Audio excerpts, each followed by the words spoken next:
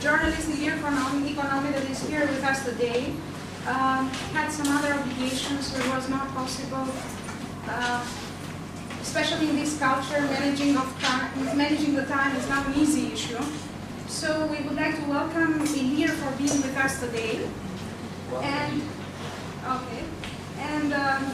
as you know, recently Ilir is coming with a new publication. It's about independence and Ismail Cemali. And also he did another one, a very good one, Ikonomi, that I just read it in 3 days. I was really looking to go home and read the book. It was well written. So I'm sure that you had a chance to read the last book or the previous one. And you might maybe the journalist from the Voice of America, another work that you are doing. So let's welcome him and let's have a free talk together. Okay? Thank you very much. Thank you. Thanks, Adona, for your great introduction. And I need a little time to get used to the English language because I've been here for 2 weeks now, and I haven't been speaking English for 2 weeks. Can you imagine that? It's a long, long time. So I'll try to speak English to you. Thank you very much. In fact, the fact that you read my first book, Ikonomi,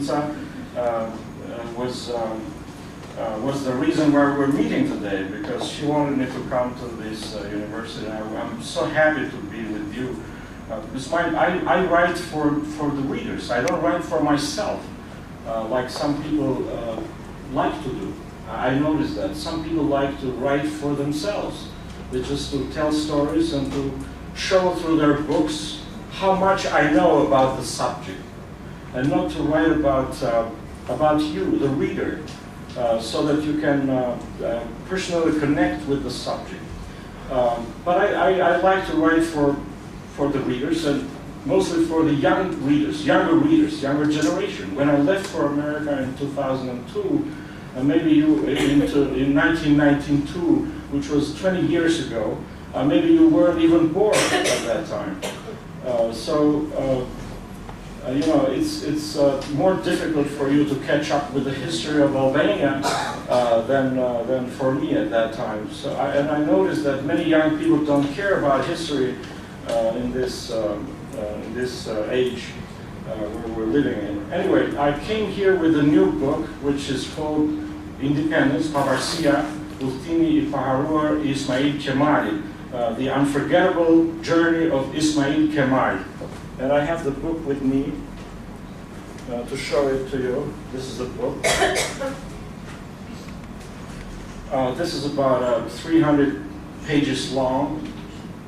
And this describes the journey of Ismail Kemal from Istanbul on November the 2nd, 1912, until when he arrived in Vlora in the night of the 25th of November.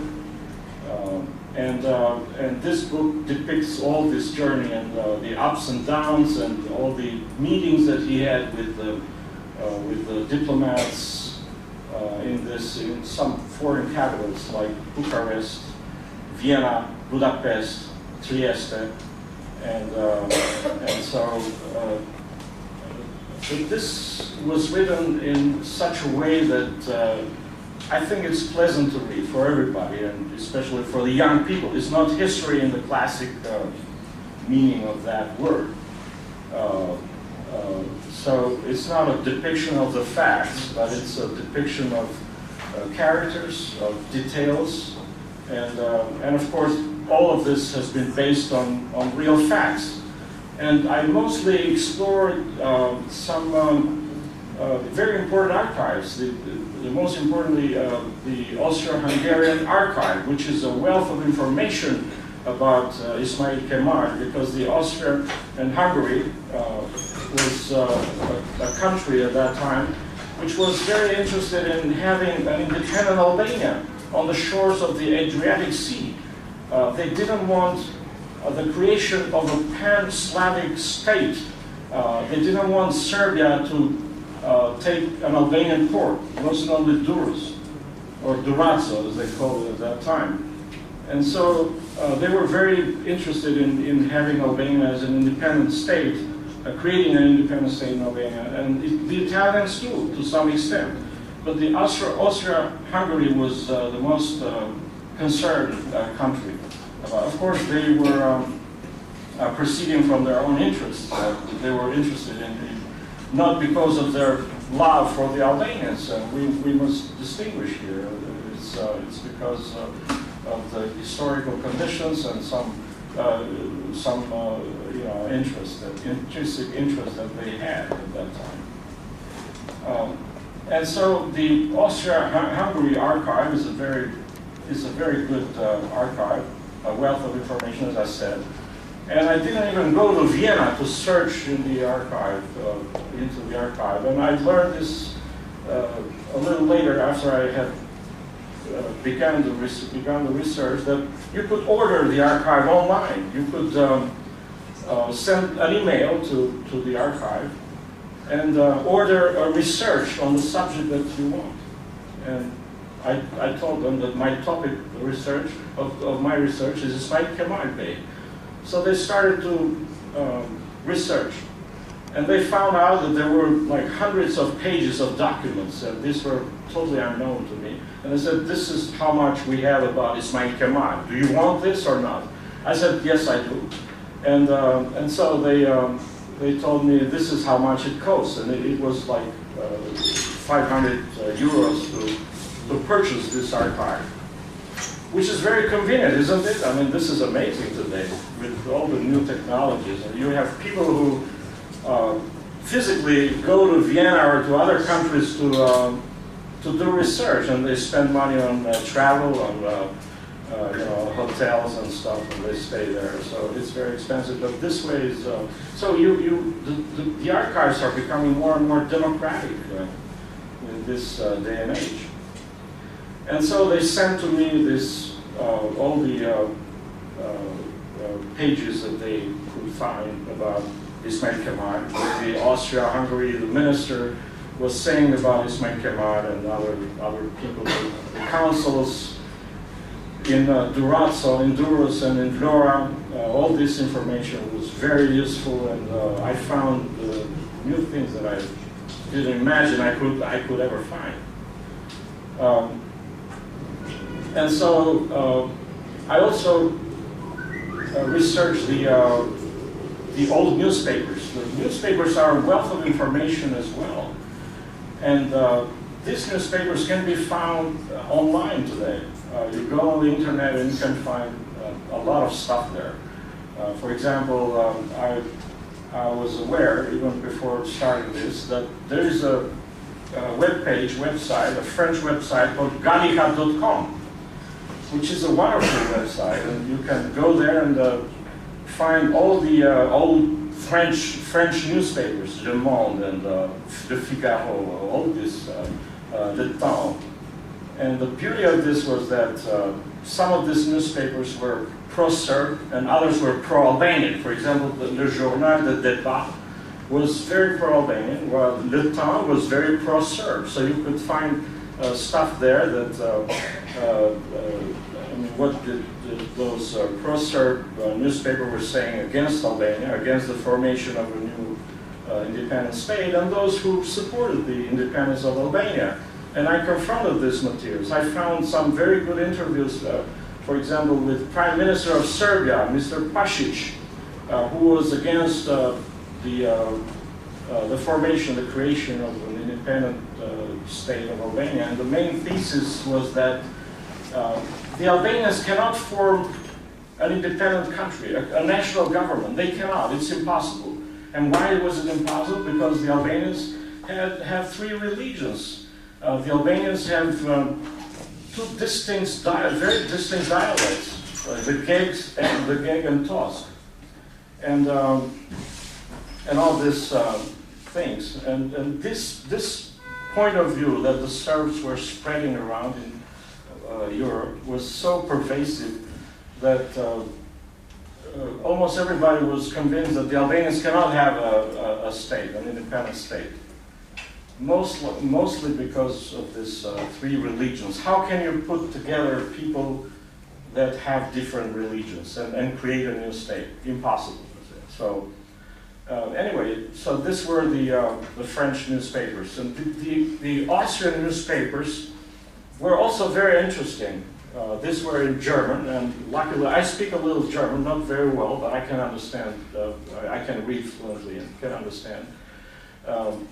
There is a website where you can find almost all the Austrian newspapers, starting from 1860s up to 1930s, maybe later. So this was wonderful as well. The only problem here is that they use those Gothic characters, not easy to read, the German newspapers. The Austrian newspapers were interesting because some of them were pro-government. So basically the Austria and Hungary government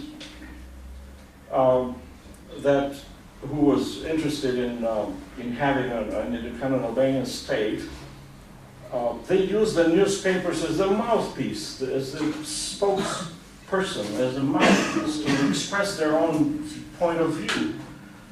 So you can find, for example, in these newspapers, things that I have discovered, that the Austria-Hungary at one point in November of 1912 said openly, that in an editorial, that the Albanians shouldn't fight for autonomy anymore. They should fight for independence. So they quite openly said what the Albanians should do. Very important articles. And also, in these newspapers, I was able to find some very important interviews of Ismail Kemal.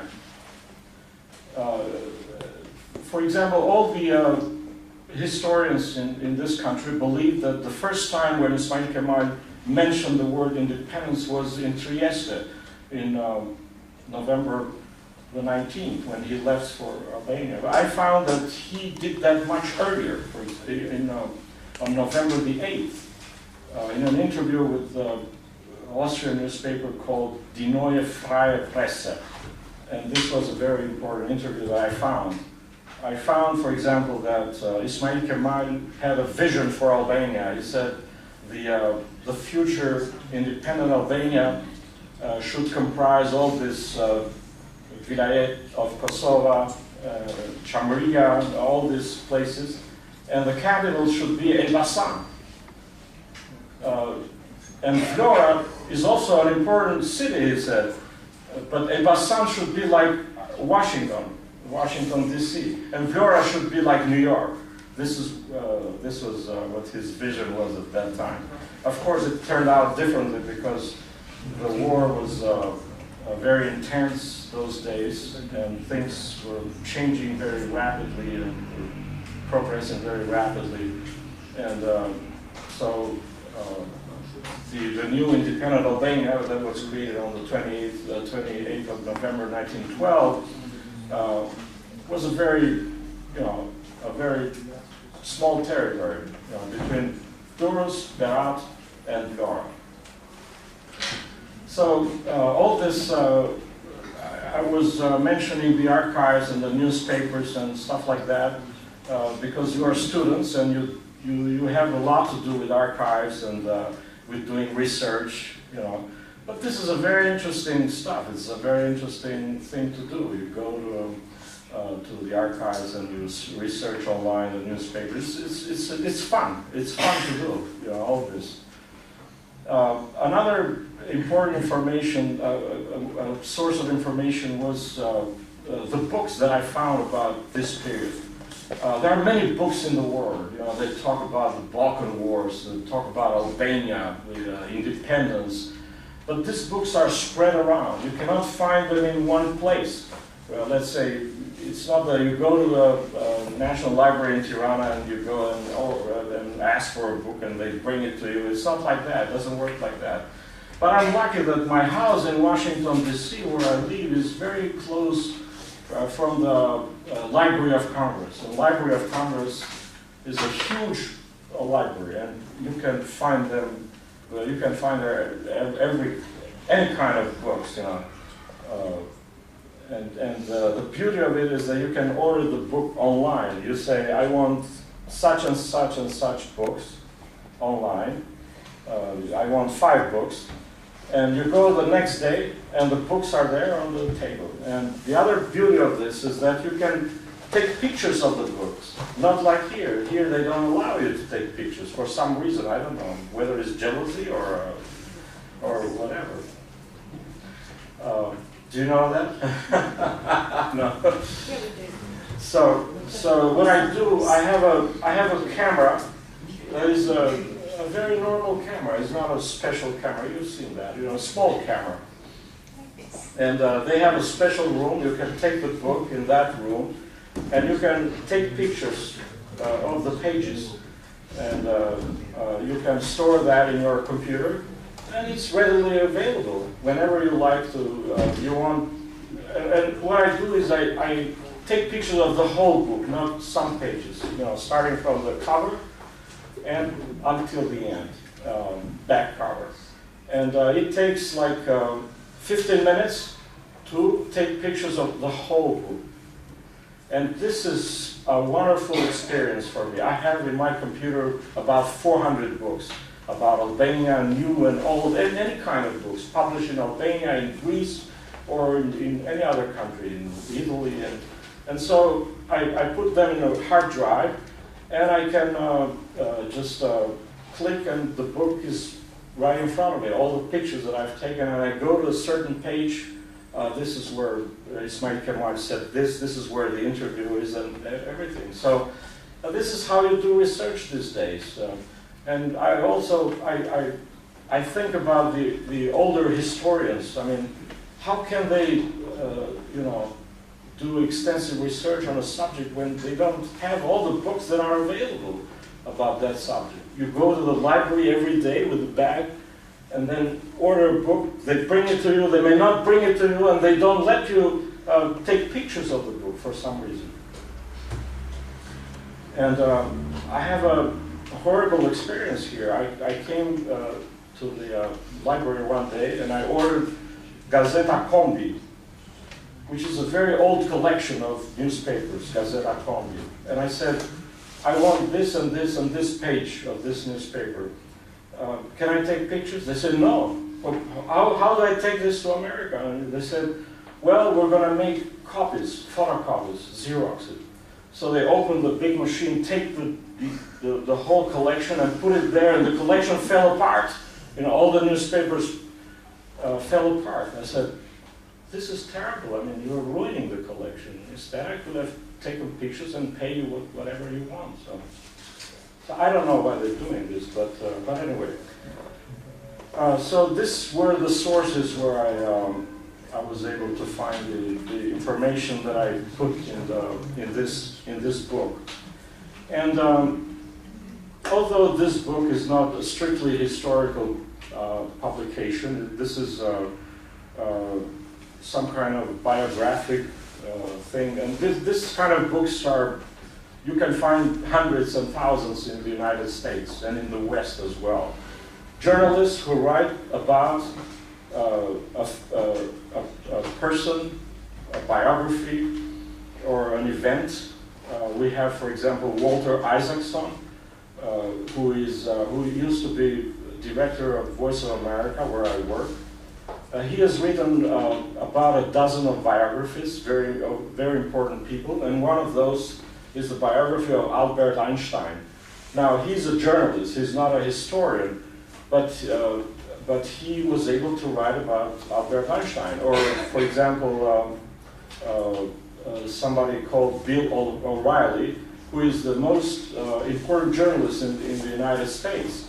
And he wrote 2 important books. One is called The Killing of Lincoln, and the other, Killing of Kennedy.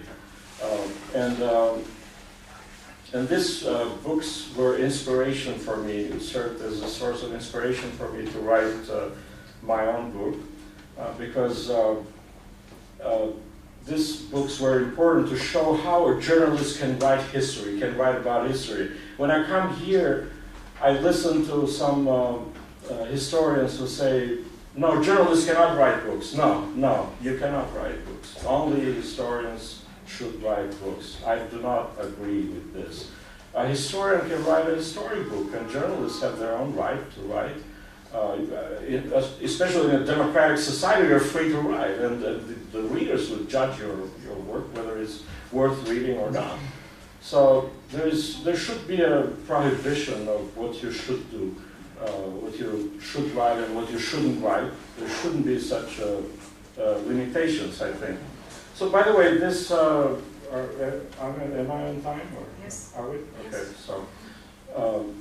So by the way, this Bill O'Reilly, who is an important journalist, he wrote these two books, and I liked those books. And these were very good books, and there were some historians who confronted the facts that he used and the data that he used, and so the book was well written, well edited, and all that. Now, there are some critics who say, well, you journalists, you appear a lot on TV, so it is not fair that because we see your head on TV every day, why should we buy your book? Because you are famous? So this was an argument that some people raised, and they do it here in Albania as well. I wrote Ikonomi, for example, and I was suspicious that people would say, well, you are on Voice of America, we see you every day, or we listen to you, so we go there and buy your book. So you have this advantage of advertising your book, and other people don't have it. So this is an argument. It's a good point, I think. But ultimately, it's the reader who will decide whether a book is good or bad. You know. But my point of view, and I strongly support that is that journalists are entitled and are entitled to write history, to write about history, and to write biographies and stuff like that. I plan to write more history in the future. I don't know what I'm going to write about now, but in the future, I'm sure that I'm going to write about some other historical figures or events. By the way, Albania is a fascinating country. When you live here, you think Albania's history is boring. You have these personalities, egos who fight against each other. You know, politicians fight against each other, and you say, "Oh, this is so boring." But when you go to the United States and think about Albanian history, which is only 100 years old, you find so many stories here, so many beautiful, fascinating stories here. I mean, how the Albanian state was created, how it was consolidated. We had a king, King Zog, and he was a very interesting king. And how much, you see how much controversy you have in Albania. Some historians, they praise the king. They say that King Zog consolidated the Albanian state. Some others say, no, he was bad, he killed so many people. And so you have this argument, and this makes history so beautiful. You know, writing about history makes it so beautiful. And of course, as Mr. Hasinia told me just a few minutes ago, that I mean, you should be balanced, impartial, and when you write your books, you know, you cannot have this nationalist passion, because I'm writing about Ismail Kemal, and what I write should be good about him. I mean, you should not write bad about this person because he's the founding father of Albania. No, I don't think so. I mean, you should write whatever you find in the archives, and you draw conclusions after you do the research, not before the research. So when I started writing this book, I didn't think that I'll find some stuff that portray Ismail Kemal as a good man, not as a bad man. But in my research, I found examples, for example, where Ismail Kemal took money from Greece. And some people say, oh, he's a traitor because he took money from Greece. In fact, he did take money from the Greek government, but conditions were different at that time. But anyway, I put it in my book. And so, in order to have the true story, you have to collect all the facts and present them in a balanced and especially in an honest way. A writer has to be an honest person and to write honestly about history and about his findings. That's all I had. Sorry, I was a little long. No, very good. So we are open for questions. Very simple question. Did you have any dilemma what language to write the book, Albanian or English? My English is not so good in the first place. I thought of writing this in Albanian, and if there's some interest, I would give this to my daughter, whose English is excellent, and maybe she could translate it into the English language. But I don't see any interest so far. I mean, how many Albanians do you have in the United States, for example, that would like to read the book in English?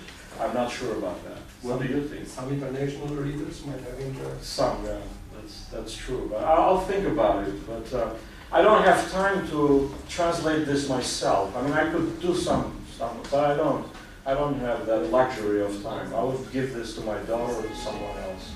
And also, don't forget that translating a book is an expensive thing. It costs a lot of money. You know, to pay an American translator to do this, it's very costly. So all these interesting conclusions are from your opinion, from newspaper that you found, from this website. So it's not just the historical, that fact that has been. Right. I mean, the primary sources for me were the archives, where you get the bare facts without any embellishments. Without any additions, without any. These are the reports, for example, that the councils, the Austria-Hungary councils in Albania, in Durrës and Vlora, sent to their foreign Minister of Foreign Affairs, Count Leopold Berthold, in Vienna. So these are just facts. I mean, I don't see any reason why not. And also the newspapers, you have to be a little careful about the newspapers, because at that time, the Western media was not as impartial as it is now. So you have to find facts on both sides, from both sides. Thank you. Through your research, did you find anything interesting, some that is not known? Right. Yeah. A lot of things. Yeah, a lot of stuff. For example, there is a famous meeting, a so-called meeting between Ismail Kemal and the Foreign Minister of Austria-Hungary, Leopold Berthold, Count Berthold. This meeting was very important because Berthold gave Ismail Kemal a ship to come to Albania, to go to Albania. And there's this information I only found in Ismail Kemal memoirs. He has a book, the Memoirs of Ismail Kemal. But as a journalist, I know that we shouldn't rely on memoirs. Memoirs are very misleading because people like to show off. They like to portray themselves as they did things that go beyond their capacity or anything like something like that. So you have to be very careful when you find things from. So I was very suspicious. I thought, well, maybe Ismail Kemal lied about this. Maybe he didn't even meet with Berthold, because no newspaper has any information about that. The archives didn't say anything about that. And I specifically asked the people in the Foreign Ministry of Austria-Hungary who deal with the archives. I said, I want information about that specific meeting that happened between this and this date. And so this was during the journey when Ismail Kemal was coming to Durrës. This happened. According to Ismail Kemal, according to his memoirs. I needed an independent source, and I found that. Finally, I found that in the Austria-Hungary archive. I was so happy that day when I found it. It was a little information, just one phrase, that showed me that they really met. It didn't say what they discussed, but I could, imagine what it was about. But at least I found that information. And this archive, some of these documents have been translated into Albanian. and are stored in the Institute of History. And I requested a copy, an Albanian translation of that particular document. And I compared the German and the Albanian document. And exactly that phrase, when they mentioned that Ismail Kemal met with Bertolt, was not in the Albanian text. Either the translation was wrong, so the translator omitted that phrase, or he didn't understand the meaning. It's amazing sometimes. You know, you have to go to the source. You have to go to the original. It's very important. Yes, sir. Did you find it difficult to be objective? Was in the past semi-fascinating story that probably misled you? Say it again, please. Did you find it difficult to be objective? Objective to do. This is a very good question. Yeah, this is very, very interesting question, because to be objective about writing a book on Ismail Kemal is very difficult. You have many people who would get angry if you say bad things about him. You know, it's very difficult. But I found that he was truly an intelligent person. He was a great diplomat. I mean, I didn't find anything bad about him, if we, if you want. But yes, it's very difficult to be objective. Very, very difficult, really. Luckily, I live in the United States. It's another culture.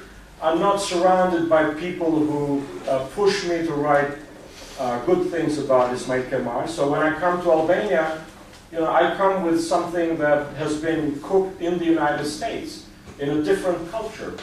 You know, I'm bombarded by the media, which is very objective, very unbiased, and this is a good thing. You know, that's the advantage of living in a Western country. Congratulations for your book. I haven't read it. I will read it. Thank you, sir. Two, three observations, really, let's say, you know, for the sake of restituting what both newspapers of the time as well as archival work, you know, they are both primary sources in history. Second, with regards to archival sources extracted from particular archives, of course they contain facts, they may also contain opinions as well as, you know, certain interpretations. And we shouldn't actually, you know, we shouldn't over-trust, let's say, you know, these archival works, because even ambassadors or consuls or agents had a particular, let's say, you know, milieu from which they got information, and often, let's say, even this information was filtered through their own filters. That's true. So there is no 100% objectivity in historiography. We always, let's say, you know, take sides, but facts remain facts. Right. So this is a challenge here. I mean, some archives are not readily accessible. For example, the archives of the Greek Foreign Ministry, it's terrible to access. It's so difficult. You have to ask in advance, and they ask you questions. Why do you want to write such a book? And then the book, I think the project must be approved by a commission. So basically, they discourage you to go there and do research. It's true, but they have been published, Skulidas and... Right. And so what I did, I interviewed, I found some books in Greek, actually, who were written by people who insist on this Vorio Epirus question. And I mean, maybe they're not trustworthy. The Albanians don't like these people, but I mean, this is some sort.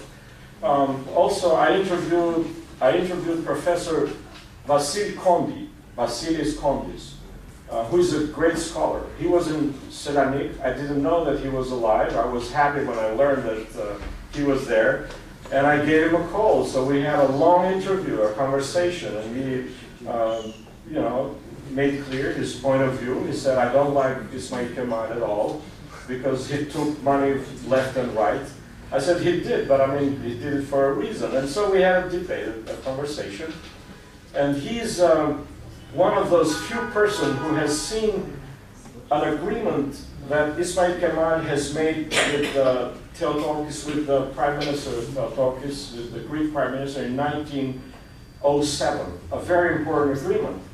Ismail Kemal was a private citizen at that time, and he made an agreement with the Prime Minister of Greece about what the future boundary between Greece and Albania will look like. Very important agreement. But nobody has seen that. I said, how come the Greek government doesn't publish that agreement?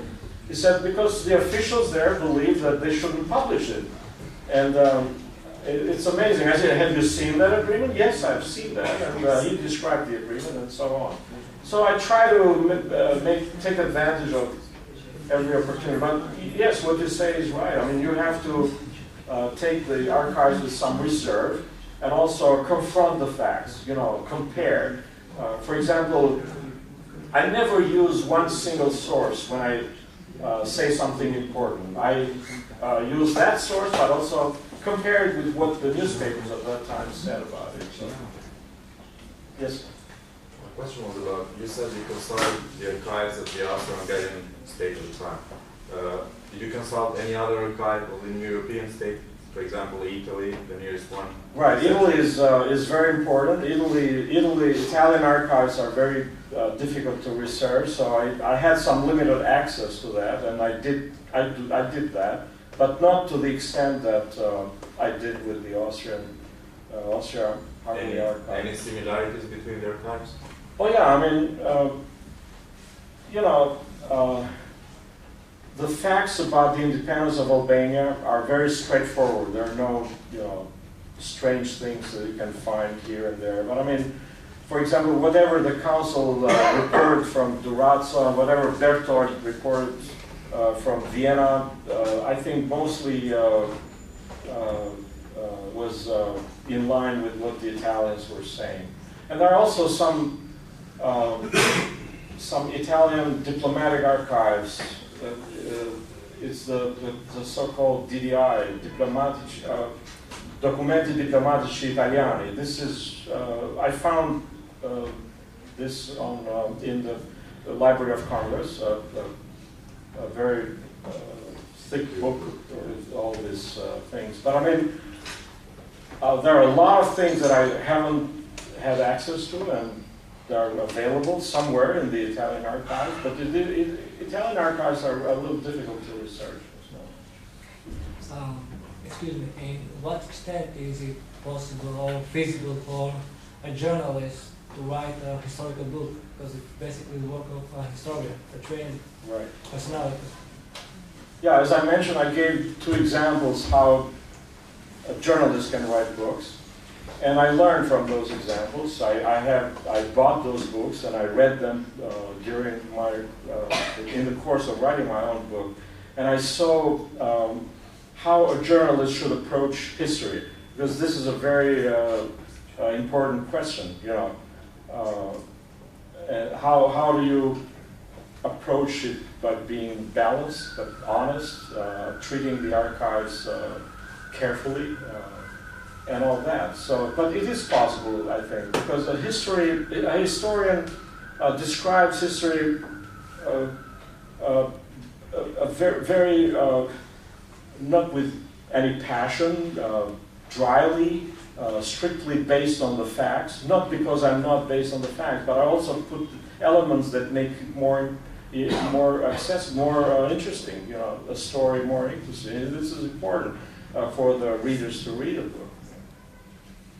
I had a question, since you mentioned Bill O'Reilly, and I just want to tap a little bit on the impartiality and the objectivity of our journalists, right? And maybe some of the audiences are familiar with O'Reilly's views. I was wondering whether you consider how his conservative views affect whatever he writes. I don't know if the audience knows. Yeah, that's a good question, because it is very conservative. Yeah, I mean, what I learned from O'Reilly is the way of writing, of depicting history, how he approached the archives, how he put fascinating elements and ignored some elements which are not interesting to the reader. But in other words, when you read O'Reilly's book, The Killing of Lincoln and The Killing of Kennedy, the conclusion is clear. I mean, you get a picture of how these American presidents were killed. And this is the most important thing. You get somehow, you create a picture of that. When you read a history book, a thick history book, I mean, I don't think you get that picture because the journalist works a lot with the details, For example, how Ismail Kemal's eyes were. This is important. People don't know in Albania that he had blue eyes, for example. A historian doesn't say that, right? I mean, we see from the pictures of Ismail Kemal, you don't see that he has blue eyes here, because all the pictures were black and white. Or that how his beard were, for example, was. I found in memoirs and other books that his beard was like salt and pepper, kind of beard. And the eyes were blue, and all kind of things. So this is the difference between what we do and what an historian does. Right, I was much more interested on the political side. Yeah, the political side, I didn't. Historical interpretation. I didn't. I mean, consider that. I didn't.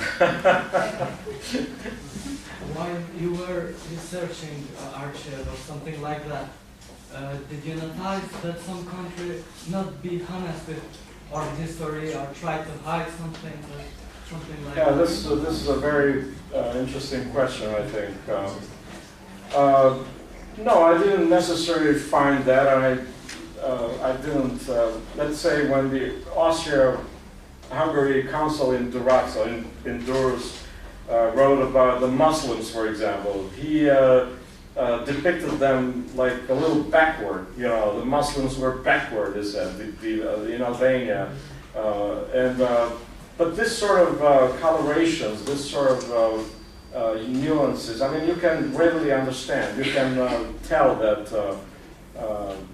he has a bias against the Muslims because the Austro-Hungary Council was a Catholic. So but this is a very good question. Yeah.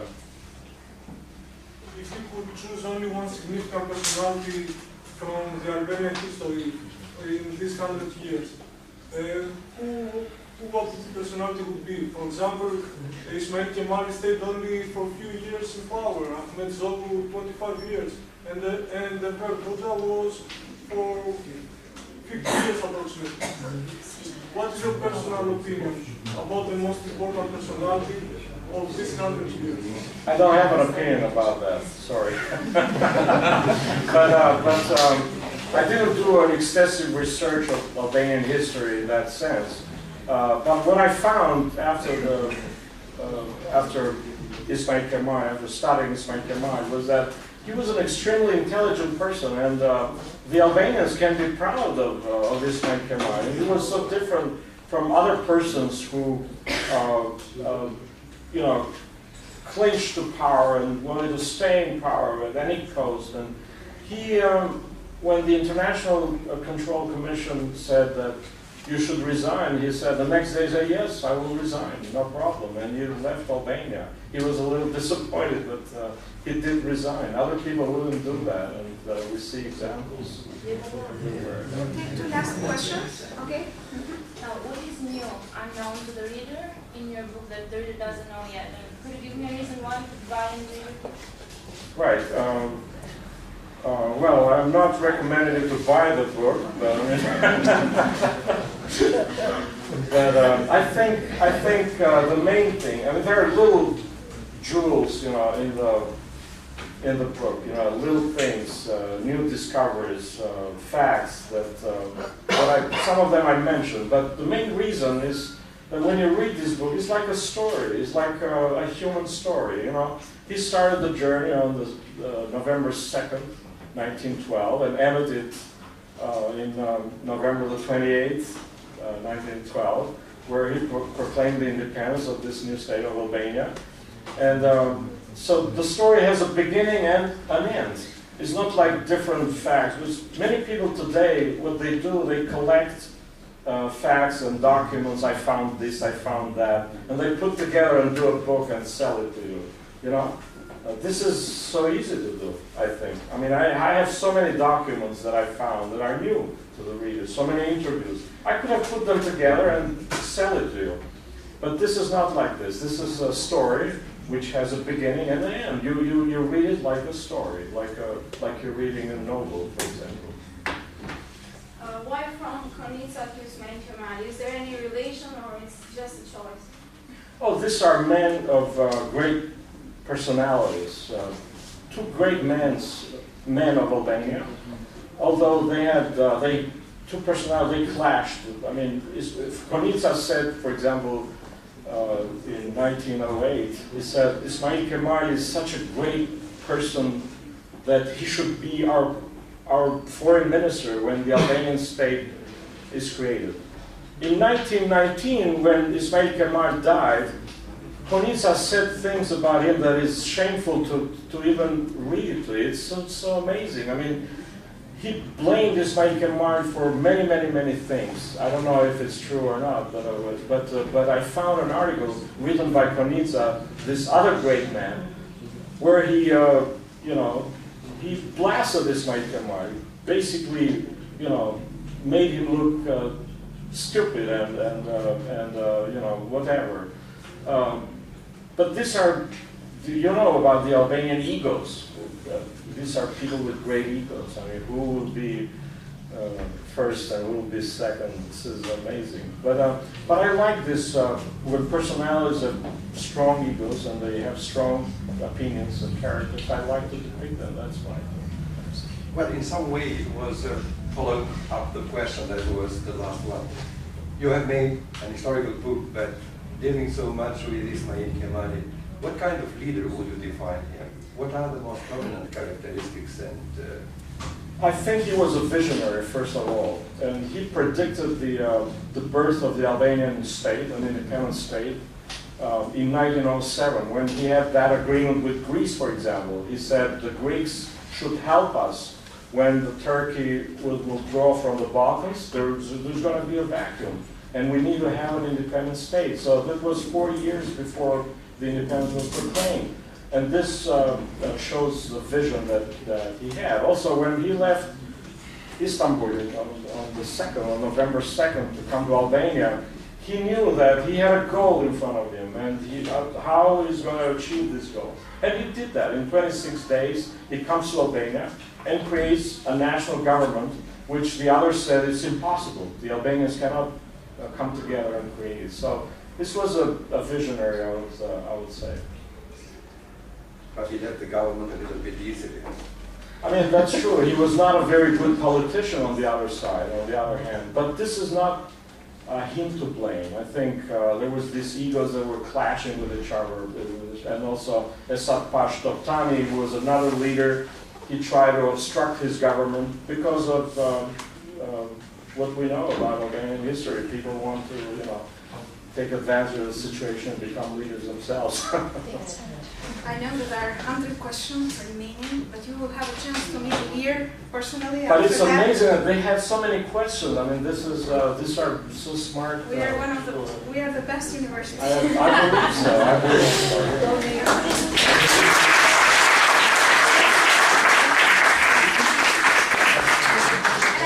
I hope we'll have you in the future book. Coming back here and having thousands of questions. How about next year? Yeah.